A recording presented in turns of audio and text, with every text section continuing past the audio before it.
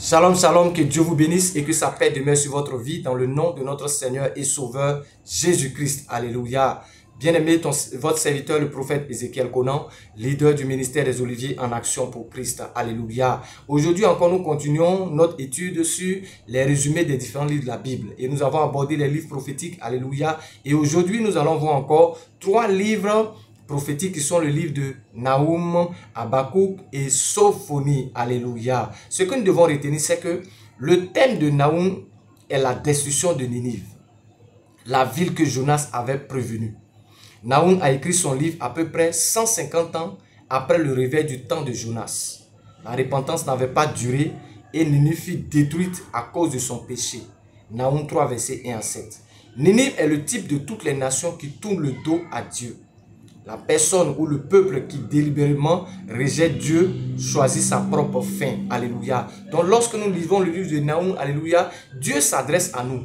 Par leur vie, par leur comportement, par leur méchanceté, le Seigneur nous montre que lorsque nous détournons de lui, alléluia, c'est que nous avons choisi notre propre fin. Alléluia. Le Dieu que nous servons, il n'est pas un Dieu qui n'aime pas ses enfants. Alléluia. Il est un Dieu qui aime ses enfants. Donc qu'est-ce qu'il fait? Il dit, je mets devant toi la vie et la mort. Choisis la vie afin que tu aies la vie. Alléluia. Quand il te dit de choisir, c'est parce que Dieu respecte notre volonté. Alléluia. Donc il s'attend à ce que nous puissions nous tourner vers lui. Alléluia. Et comment nous nous tournons vers lui? C'est par le message de la repentance. Lorsque nous entendons la parole de Dieu et qu'elle nous touche et qu'elle frappe notre cœur, alléluia, nous nous détournons de notre mauvaise voie et nous nous tournons vers le Seigneur. Mais malgré tous les efforts, alléluia, qui ont été faits, alléluia, il n'y a pas eu gain de cause et plus tard, la ville va être détruite. Alléluia. Lorsque je lis le livre de Nahum, je me rends compte d'une chose, c'est que la chrétienté est une vie dans laquelle nous devons veiller au fondement que nous avons. Alléluia. Parce que lorsque le fondement de notre vie chrétienne n'est pas solide, avec le temps, alléluia, nous finirons par retourner à ce que nous avons vomi. Alléluia. Nous finirons par retourner à ce que nous avons rejeté. Alléluia. Et lorsque je lis le livre de Nahum, je me rends compte que malgré tous les efforts, Jonas a prêché, la ville s'est repentie, mais la repentance n'a pas duré. Alléluia.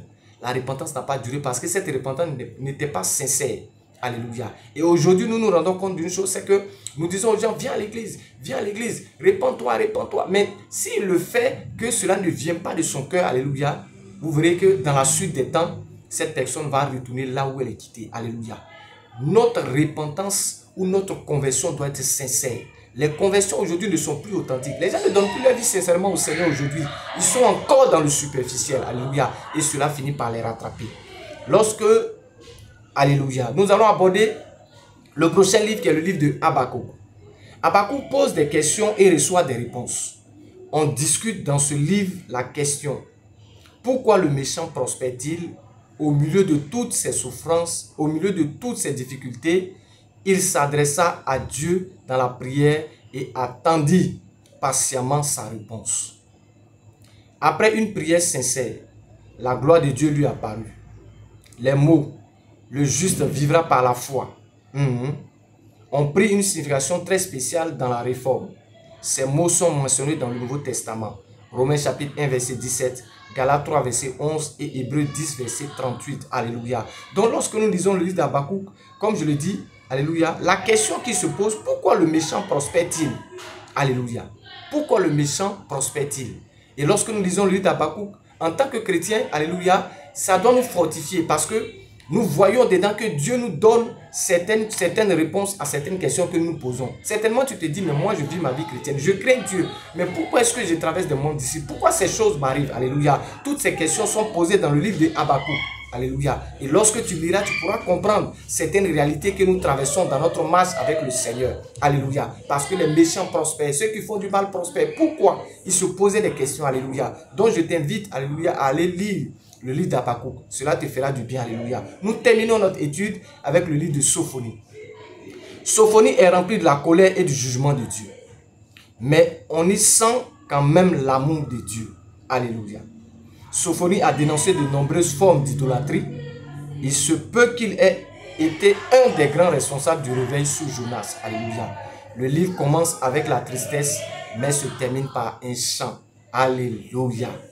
Que Dieu vous bénisse et que sa paix demeure sur votre vie. Si tu ne t'es pas encore abonné à ma chaîne, je t'invite à m'abonner afin de suivre tous les enseignements, alléluia, que nous apportons sur les différents résumés de la Bible. Que Dieu vous bénisse, alléluia, et que sa faveur demeure sur votre vie, alléluia. Nous avons encore d'autres enseignements que nous apportons, alléluia. Que Dieu vous bénisse et que sa faveur demeure sur votre vie, au nom de notre Seigneur et Sauveur Jésus-Christ. Amen.